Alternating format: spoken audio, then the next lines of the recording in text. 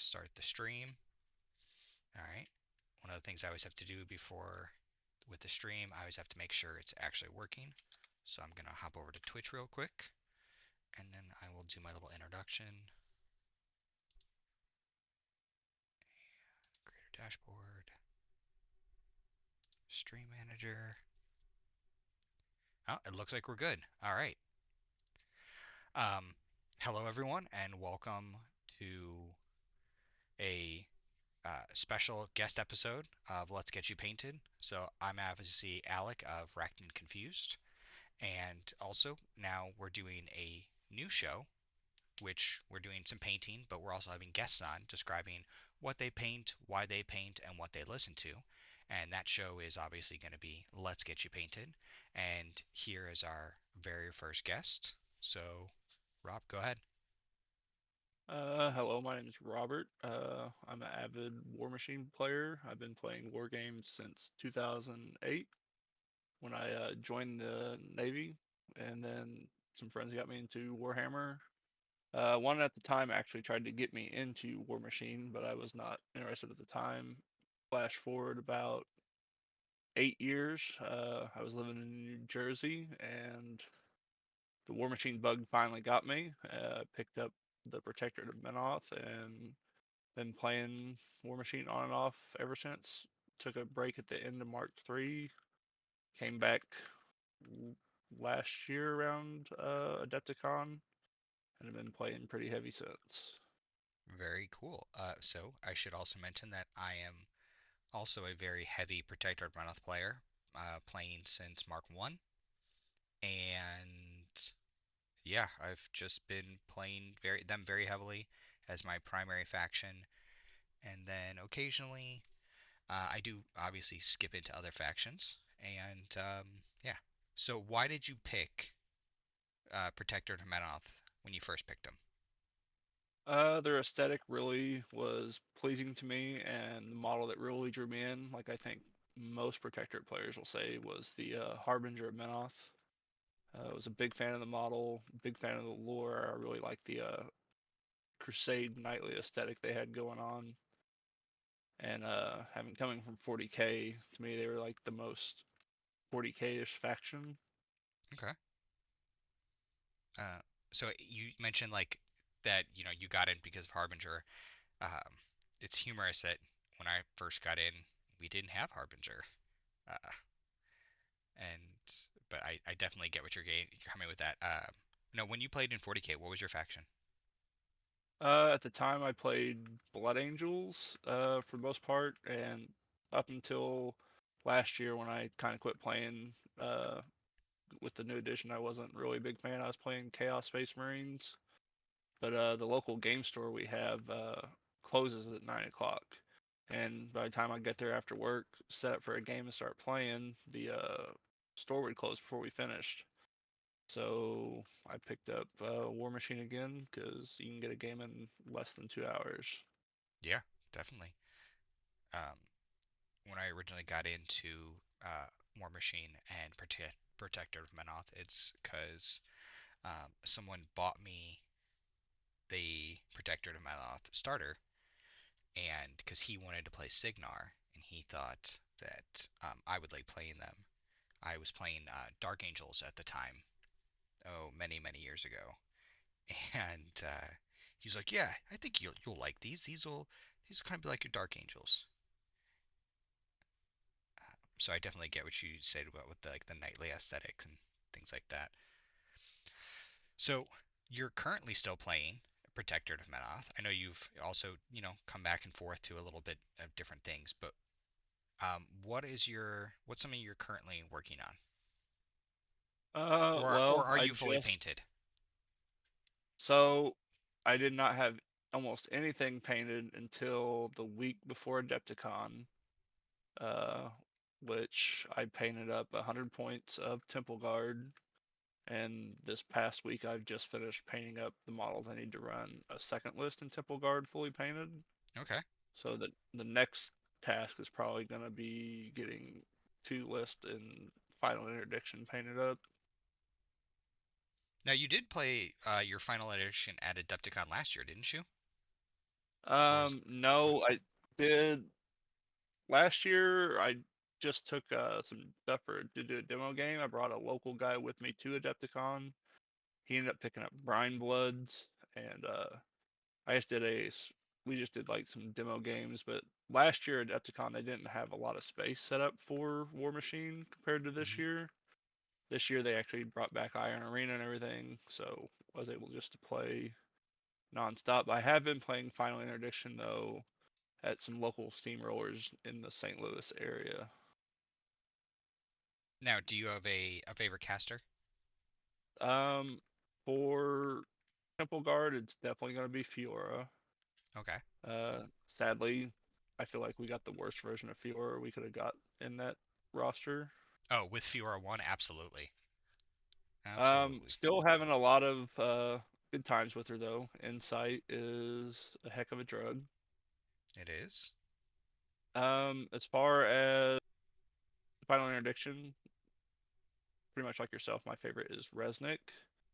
Um, I don't think he's the best caster they have, but I like him and Sirenia as a pair. Mhm. Now, I do do have you Resnick painted. do I have Resnick painted? No, I know you do. I said I do Oh, have Resnick painted. That's probably one of the reasons he is my favorite. A good friend of mine painted my Resnick. He actually is the same friend who won the was it Grandmaster P3 award this year at Adepticon with his oh, Butcher. really? Wow, that's So pretty awesome. very So, accomplished painter. does that mean we're gonna see a lot of good stuff out of you too? He's gonna, help you get your painting up, and you're gonna step up and do some amazing good stuff too? Um, Nowhere near close. I've actually historically hated painting, but with introductions of things like speed paint and the Steamforge moving to official events requiring painting, I've been painting a lot more and starting to enjoy it more, and just realizing I can't compare myself to the things you see online. I'm happy with what I have to put on the table, and any painted model looks better than something that's unpainted. I agree 100%. It's actually one of the reasons why I started this channel was to try to get people to get out there and get painted and just work on it. And it doesn't have to be everything doesn't have to be a showpiece and beautiful and perfect and all those things. And sometimes you can just paint a model and have fun and go with it. And that's been one of the things that I've been really trying to work with, just teaching people, and also teaching people how to speed paint, that you can use the actual official speed paints. You can do things like slap chopping, or as a friend of ours said, Ice King, and he's teaching people how to sponge chop to do different things. Um, I think that for a long time there was, in both 40K and other different types of tabletop communities, people always felt that they had to, paint everything to the nines and it all had to be perfect and all that stuff. And I like that people are now kind of coming around and being like, yeah, you know what, I'm gonna paint it as quickly as I can, or as good as I can in a quick fashion, and then they understand that it doesn't all have to be super perfect. And so I like that, you've come across to that. So what is one of the things that you like to listen to while you've been painting? I'm a big fan of audiobooks. I listen to a lot of Audible. Okay. Anything in And particular? a lot of times I'll listen to a few of the War Machine books while I'm doing the War Machine painting, just because it helps put me in the mindset. I'm a big fan of the Alistair Kane books, Mm-hmm. and then the Rite of Passage short story with Tristan. Mm-hmm. A lot of the other ones in that or the Rites of Passage book weren't so great, but luckily the Tristan Durant story I think was the strongest one in that book. If I remember correctly, that's the one where he is training. No, it's before he's a warcaster, right? And then it Yeah, goes he's from just starts to train. he's like as a priest, and then he starts to train with Resnick, doesn't he? Yes. So I definitely can see that that's a definitely a good book. That's where you also have his character Jack, which we never actually got to see, which was what Canon of the True Law. Um, I can't remember. I thought I might be wrong. I might be messing up that name, but I thought that's um, the character's name or the Jack's name, and it was a oh, I what know it's was a it? Vanquisher. It is a Vanquisher, yeah, because it has all of the I was gonna say Bible verses, but they're not Bible verses. All of the Holy Testament and scriptures are on him, like engraved into his skin or his armor, I should say. Yeah, I used to have the book on a PDF. I can't find it. I was gonna look it up, but yeah, I can't remember. I think Ages of Faith might have been the Is name. Ages of Faith? Okay. I think so. Something that could have been a heavy metal band title. Yeah, I feel like there's definitely those things happening with our jacks. Like some of the you definitely could have like a definitely heavy metal.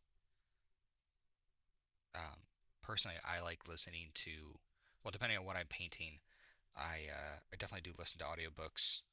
I think some of my favorite ones are the Larry Correia books, the Malcontent novels. Um, Not familiar with those. so it's all about a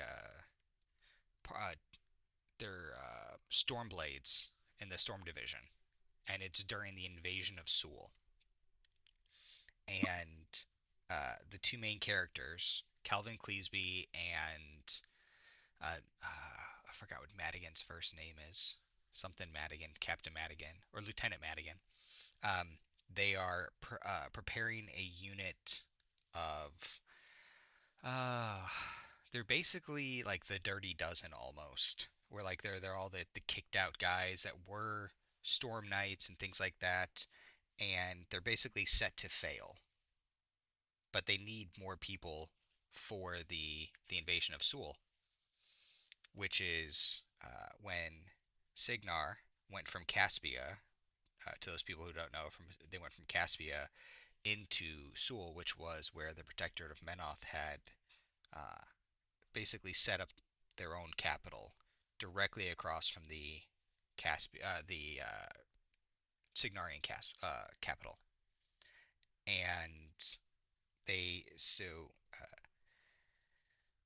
Major Brisbane was trying to break the walls, and then once he broke the walls of Sewell, they did their invasion, and then uh, it goes in from Calvin Cleesby, who is a sergeant at that time, and he thinks that knights and stuff are all perfectly points of people of virtue and they never do anything wrong. And here he meets Sir Madigan, who is a lieutenant, and he was knighted under the previous king, under Vinter, not King Leto. But King uh, Leto let him keep his knightship and his lands and let him stay in the military. But he was always, one of those ones where you give him a task and he will get the job done. But that's not always necessarily who you want to be the person who's in charge of, or not in charge, but it being shown and seen by everyone. And with it, uh, Calvin's like, oh, this he's not a knight, he's not a real knight, but he was, and he was explaining that, in knighthood and things like that, that it's these stories are written by the people who win, and almost all those people are, to quote him exactly, right hold bastards, and that's one of the things he talks about. It's a good book series. So the first one is called Into the Storm, and then the second one is Into the Wild. So Into the Wild, um, it follows the malcontents as they then go through uh, a train station and into the wild, and then there they have to fight not the Protector of Menoth, they have to fight uh, a different group. I don't want to spoil it, But it's really a good book, and that's some of my favorite ones to listen to. I actually, before I ever used to listen to them, before they were on Audible, I used to read them to my kids because I read a bunch of uh, War Machine novels and stuff to my kids. So do you ever listen to music, or do you do a lot of the audiobooks like you said? Mainly audiobooks. I'm trying to find that one on Audible and I can't seem to find it. Oh, here, let me take a second and I can send it to you in Discord real quick. Just gotta open it up. So to people watching, sorry, I'm gonna just take a moment and send this to him. The easiest way is just look up Into the Storm, but I think I have it bookmarked, or it should be in my. Here I found it. Okay, there you go. Good. Oh yeah, There's a, those are two there's great a books. bunch of books called Into the Storm. Yeah, it's If you Into just the search that. Storm by Larry Correia, and it's Correia with a C, not with a K. But yeah, great book series. I really enjoy it. I think probably I enjoy it a lot because of personally being in the military and kind of seeing some of how people are interacting and how you know you have so like in a platoon or in a battalion or a company and stuff like that. Like in their case, it's a platoon. You have all the different people, and everyone's there for a different reason. Everyone has a different personality, a different background, a different faith, and like in the Into the Storm books, you have actually someone who is an actual a former Menite who is serving Signar. But then you also have people who are of the Morrowind faith and things like that. You have a person who serves Thamar, which is another one of their religions too. So it's a lot of fun. But it's I feel like Mr. Korea really kind of got it on how people were. Um, he really got the feel of people serving and things like that.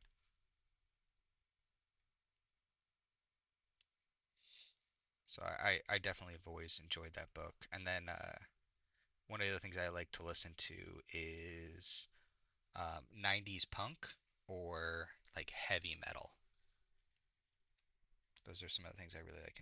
I enjoy listening to while painting. Obviously, I don't have anything now because you're here chatting with me.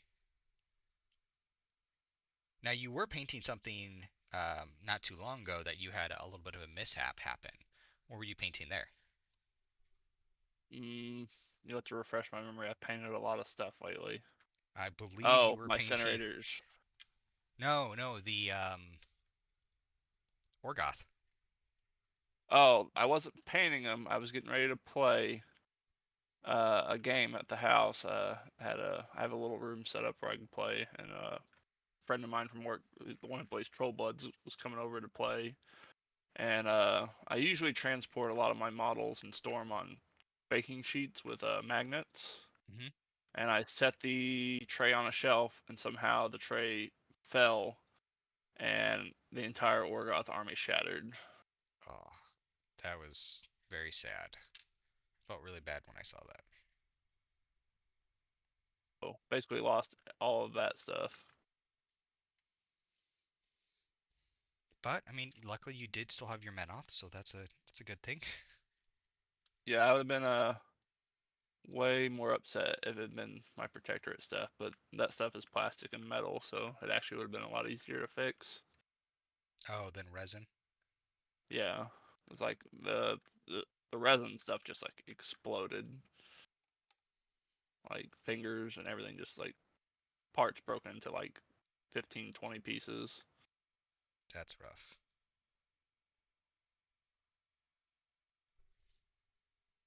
I was rethinking on starting them again, but right now I think I'm looking at picking up Winter Core as a Mark IV faction to play occasionally.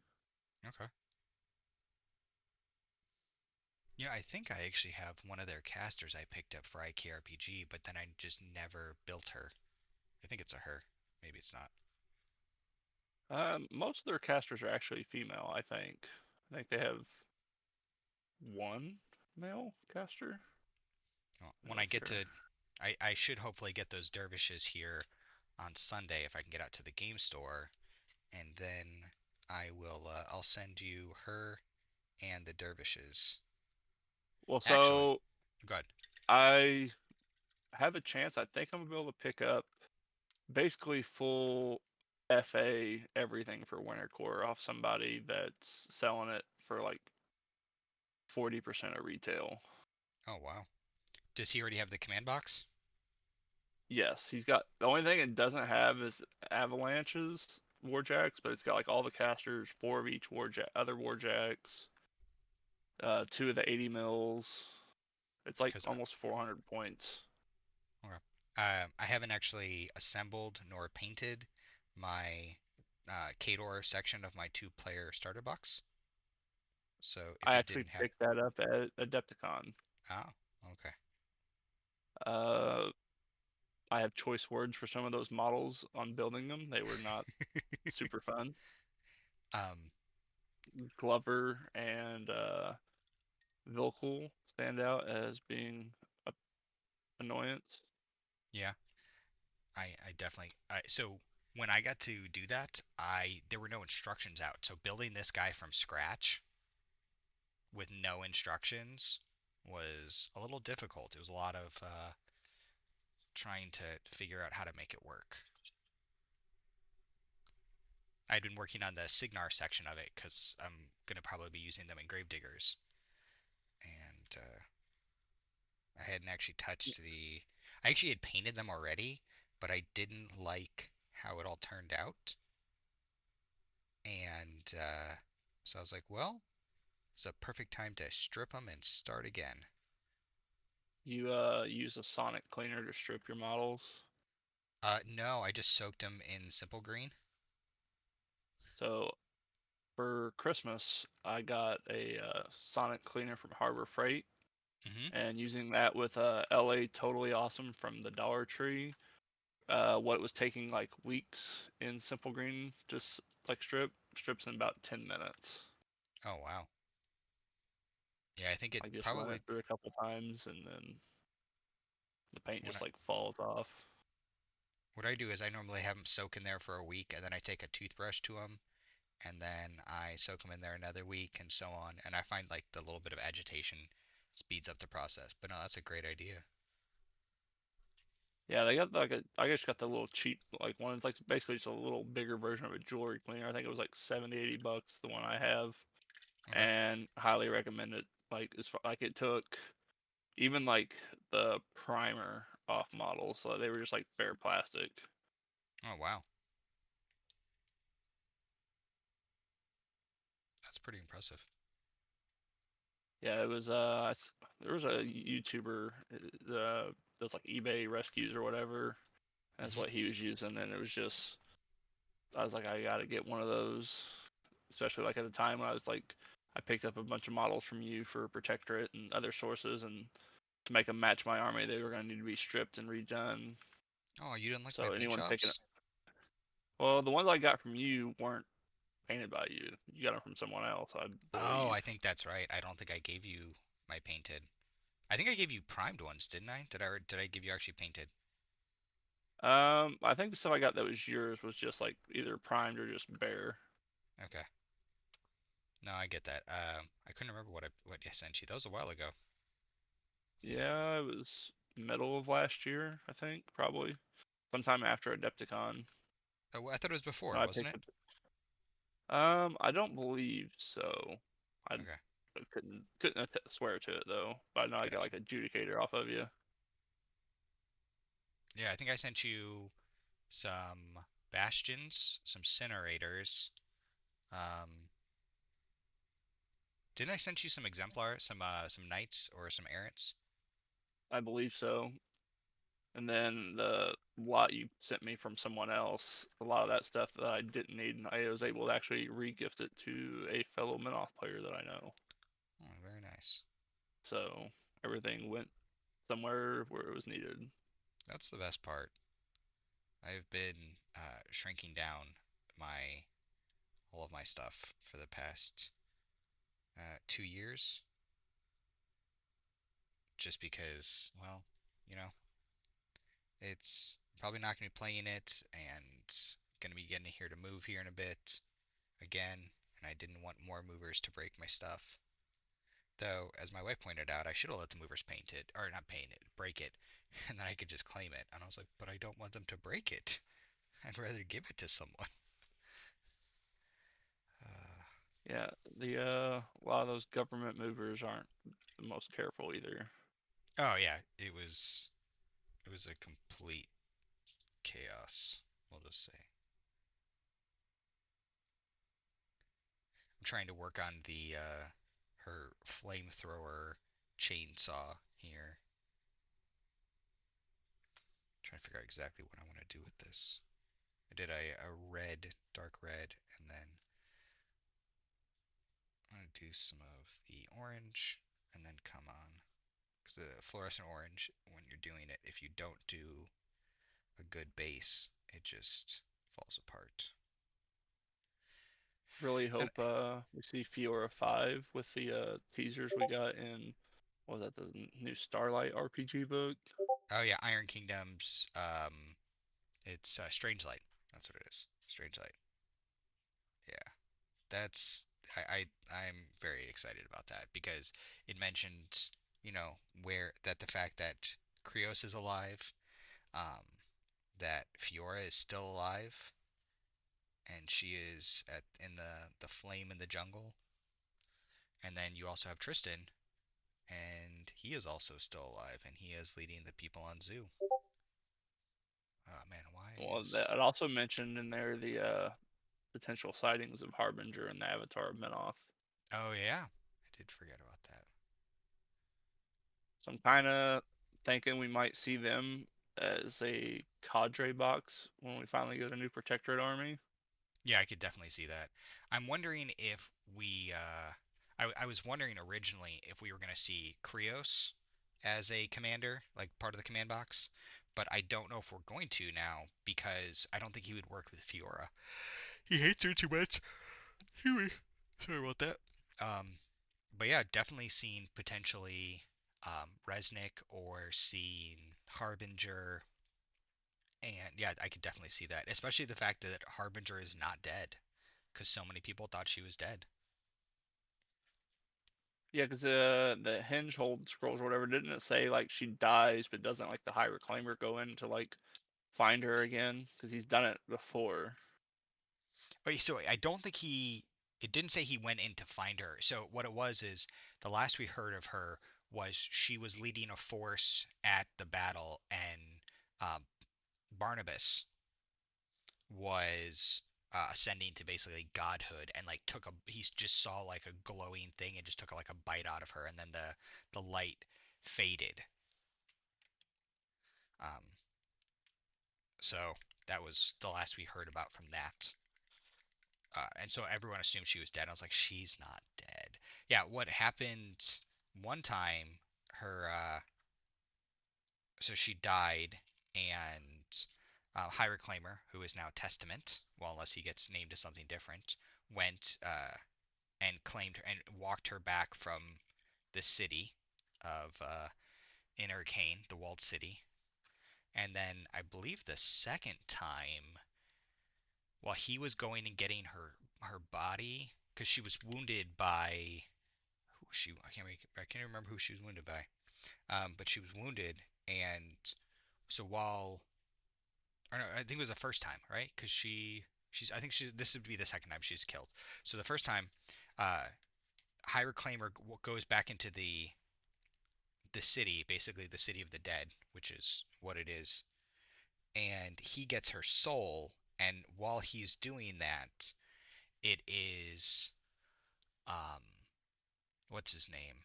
The High Paladin, Villamon, is walking her body back with additional paladins, and he's walking her through he's just carrying her body through the desert, and he is finally like the last of the paladins because the rest of them are like getting killed and wounded and stuff like that, and he carries her body back to Sewell.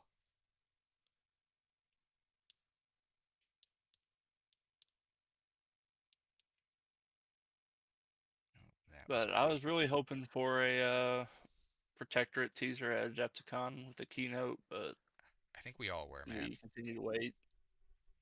Well, The Trollkin were definitely like kind of out of. I wasn't expecting them to do a second troll army already. I think it would almost be almost a third one because you have the the croaks, Yeah, which but they're a are, cadre. They'll work for both. I guess that's true, yeah. I think we But will see a Protectorate army of some flavor. It's just a matter of when. yeah, just gotta be patient. As I tell everyone, patience. I mean, I feel like we would have seen them probably already by this point in time if PP was still in charge, but I feel like that kind of all got put back slightly with uh, Steamforge buying War Machine from Privateer Press. Oh, I just realized I don't have my camera up. There you go. I'm tr Assuming you probably watched the keynote online at some point, correct? I did. I actually watched it live, and I watched it, and myself and the other Atlanteans, we uh, we talked about it as it was going on live. I really wanted to go Definitely, to it. Okay. I was definitely like very apprehensive like when Steamforge initially took over, but like going to the keynote and being there, like I feel like the game is in like very good hands, like for people who are very passionate for it. Oh, I agree. I feel like So they are very, very passionate. I'm very excited on what we're going to see them do here in the future.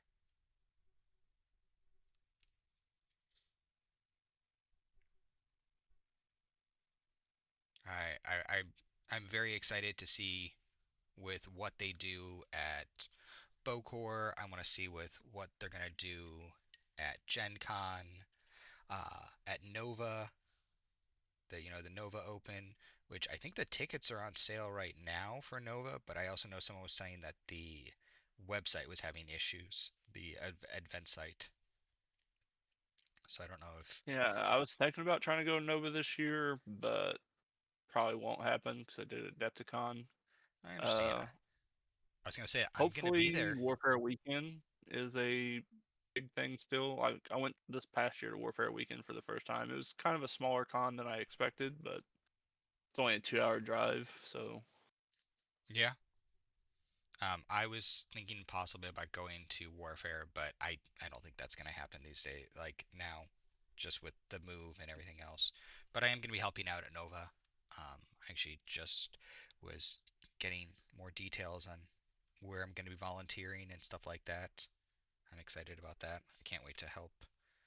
Like I think one of the yeah, I things guess with like, apparently I just found out King of Coin is like no longer a thing, yeah, it's which kind really of sad. sucks. Yeah.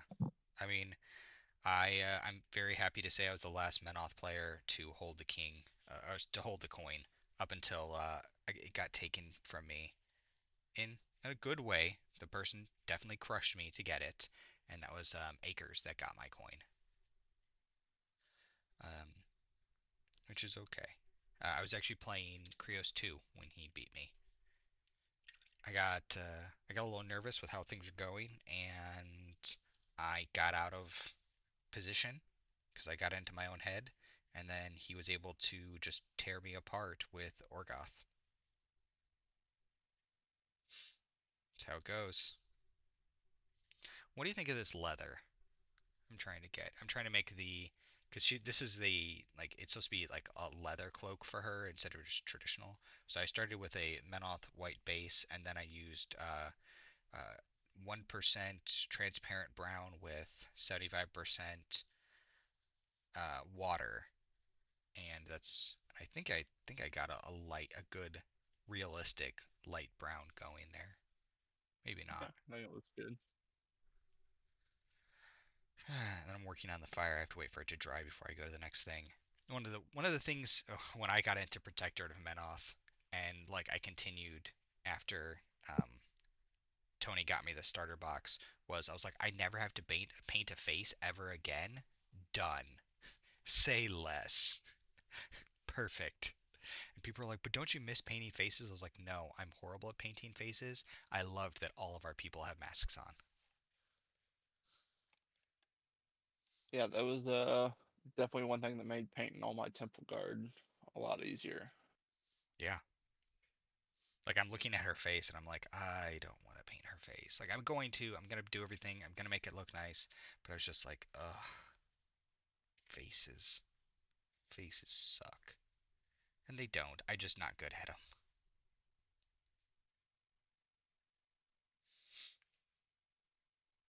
So now that I've told you about the malcontents, are you gonna go pick it up and listen to that the next time you're painting? I've already bought the first one, so that'll be next on my agenda. Okay. It's actually cool because so the first part of the book, they make like, oh, the Protector of Metal sounds so evil and stuff like that. And then later in the book, they're like, no, these are just guys that are just fighting for their homelands. They're not evil, they're not dark. You know, we might not agree with them, but they're not evil. I think it's gonna be hard though to find a War Machine book that passes the Hellslinger book. That's probably still the my favorite. The Butcher book was pretty good too. Oh yeah. I don't know if you've listened to that one. I haven't listened to it. I've read it. Um, I read all of those books when they were coming out and stuff years ago. The Hellslinger book and the Butcher book that are really good because they have a very good narrator for the book. Oh, you know what? They got a I've lot of listened times to the Hellsinger book. Um, but no, I was thinking about that. I've only read the the Butcher book. Man, that is rough when it talks about, you know, Lola dying and all of that stuff, and then him being crazy in the bar, and yeah.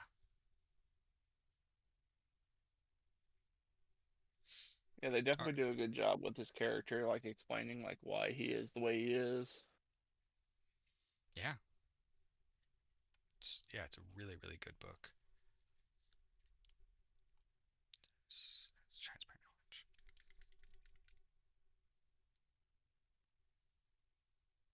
So, what is one of your favorite speed painting techniques? Now, do you like using actual speed paints so that you just do, you know, a zenithal highlight and then come right on over it with, you know, one of the speed paints either by Army Painter or by Citadel or like those? Or do you thin out your paints after you do a dry brush and do more of a slap chop, or what do you do?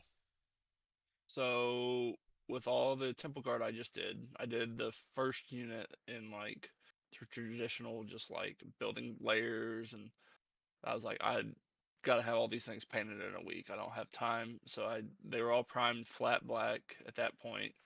I got actually, I think it's Ghoul Gray primer from Color Forge spray cans, Hmm. and then I just kind of went in and did like a heavy zenithal prime with those, and then just went in with Army Painter speed paints, and that's how I painted the majority of all my models. And I would just go back over the speed paints with like washes or highlights as needed.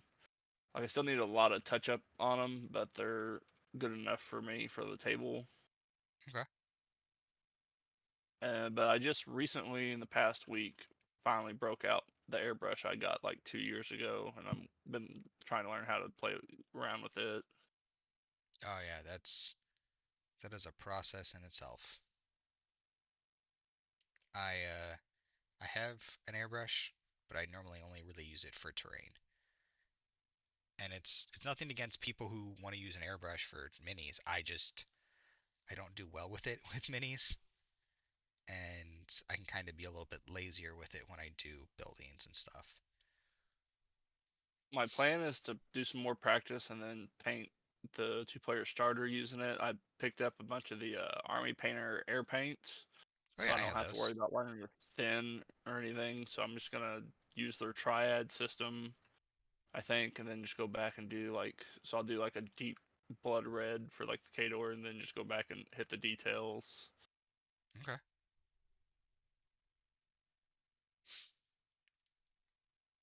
I've also thought about toying around painting like one armor piece and all the Kador stuff I get in like a Menoth white. to Hmm. show their allegiance to the old faith. Okay,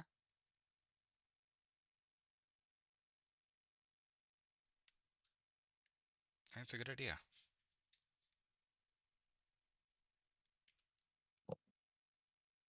So, have you played any games recently? I haven't. I've got a lot of real world stuff going on, and I haven't got to. I think the last game I got to play was on War Table, and that had to have been 3 weeks ago, if not longer. Um, and other than that, like my last in-person game, it's probably going on a month and a half. Because it just like I when I get out to the game store, I either I'm not supposed to have my kiddos. I'm supposed to be able to be there and stuff like that and just get gaming in. But something happens and I end up having um, all three kids. And if I have all three kids, I can't play a game. Um, so yeah, so it's been a hot minute since I got to play a game in person. But I want to get more games in. I'm planning on probably bringing um, Gravediggers to Nova this year. I'm not doing anything special. I'm just gonna do the Steamroller on Friday. Not Friday, sorry, on Saturday, and then probably the narrative. I might try to do the two-player, the teams tournament on that Thursday, but we'll see. It's more on like I want to try to make sure I help people and get games in for that and helping people like that because so many people just want to focus on going there and getting games in, which I get it, like 100%, but you do need people to be in the background helping and things like that. Otherwise, it just never happens. Yeah, I And will say the Iron Arena at Adepticon was pretty nice. Decent little price support, especially for being free. hmm I think I walked away with two of the standard bears, uh, an Orgoth mini crate model, and a Fiora chibi pin. hmm But so that's always an option you could have too. It's just Iron Arena. well, so I'm volunteering. My entire day Friday is all volunteering. Um, and then Thursday I'm probably gonna do something that we're not gonna talk about just yet. And then Saturday I'm probably going to be like my main day to play, but I also want to get narrative in. And then Saturday night I'm also going to be helping to run the one of the narrative things done by one of the local groups. And then So the narrative Sunday you're gonna get into, are you gonna try to do like the official like Steamforge one? I'm going to probably help run one of those, and I want to play one of them as well. Yeah, I think Uh, this year it was called Flight of the Furious Finn or something like it. It was pretty fun. I got to do that on Friday at Adepticon. hmm Did you like it?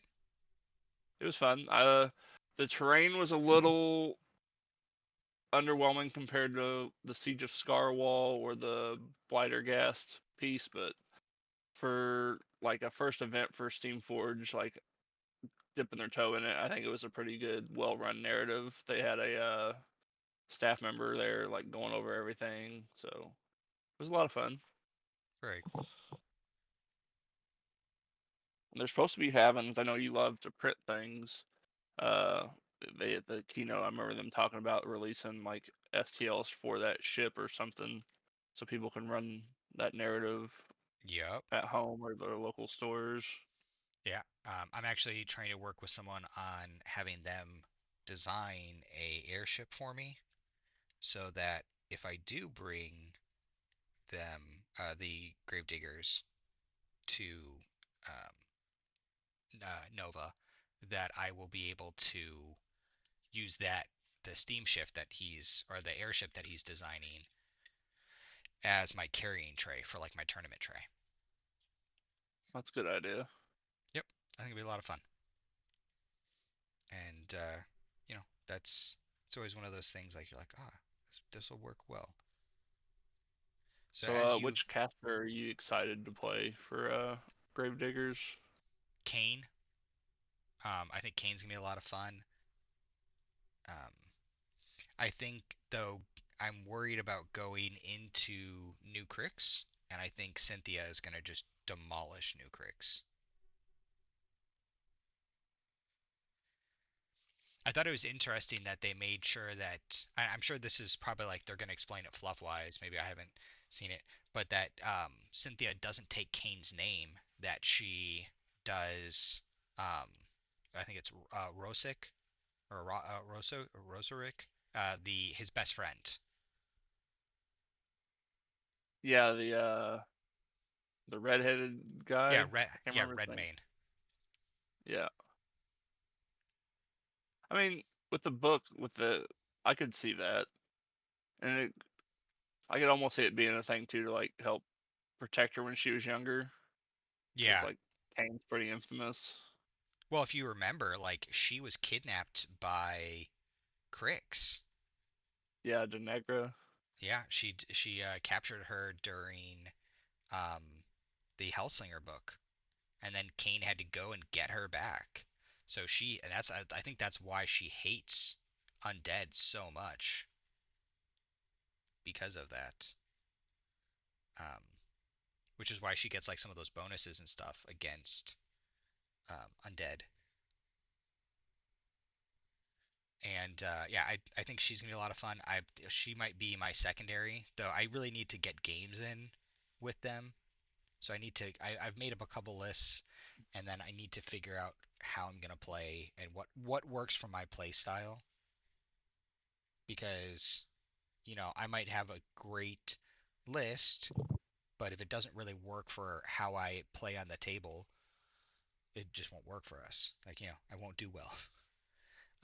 Also, one of the things I'm planning on doing, all of uh, the Signarian Swan that's on all of their stuff. I'm going to green stuff over it, and I'm gonna put a Menofix there Nice. in So honor got to of keep the. yeah, in being the Menoth player. I mean, I might still actually bring a small Menoth list to Nova so that when I play in the narrative, I might bring out my Protector of Menoth. Just give him a It good. was pretty funny, being at Adepticon and so many people would walk up, had no idea what my army was, had never seen Protectorate models before. Yeah.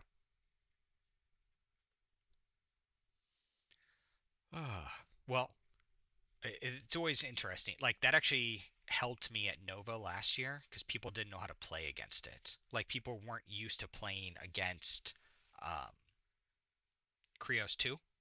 Like they kind of had an idea about Resnick 2 because some people were like, "Oh man, Resnick 2, he can get some work done." But more people were playing um who was it? Uh just blanked on her name. The one you like to play. The female exemplar. Sirenia. Cyrenia. They were more people were playing her than Krios 2. Um, even though I felt like some of her stuff is a little underwhelming. Also, I think Krios between Sacrosanct and his feet, he can just get some gnarly stuff done. I feel But like now, Sirenia would be a great caster if she was in Temple Guard. yeah, 100%. I think she'd be great um, in Temple Flame Guard, but we just don't get her there. I also wish we could have some of the warjacks that we get in Guardians of the Temple. Excuse me. I'd put them into exemplars because I feel like we're a little bit lacking in exemplars.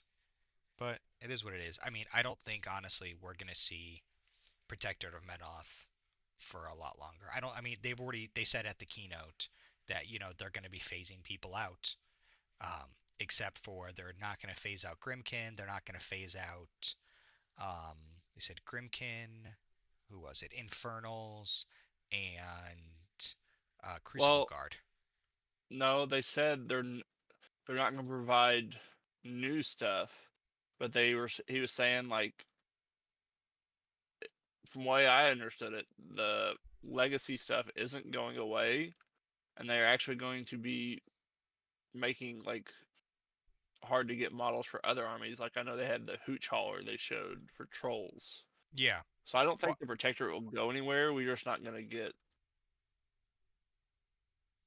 well, the I don't think we're also fancy gonna get treatment. we're not gonna get rules updates either. I didn't think.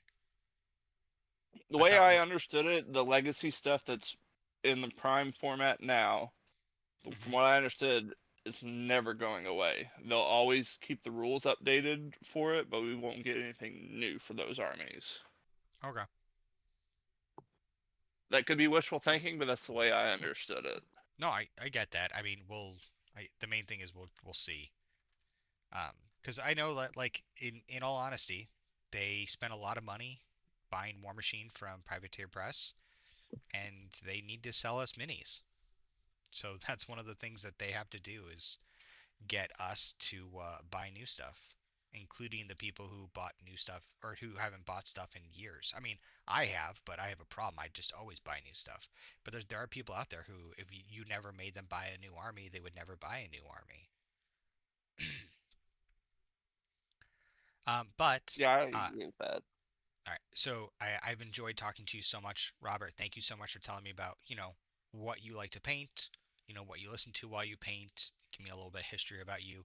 But we're gonna have to probably wrap it up here in a little bit because we are almost at an hour, and I was trying to keep these to a little bit under an hour so that's a little bit easier for people to listen to, maybe on the drive to work or stuff like that. So thank you so much for coming on out. So, Robert, where can people find you if they want to see what you're painting and hear more about from you? The only thing I'm in most of the typical War Machine discords, usually as RJ Menoth.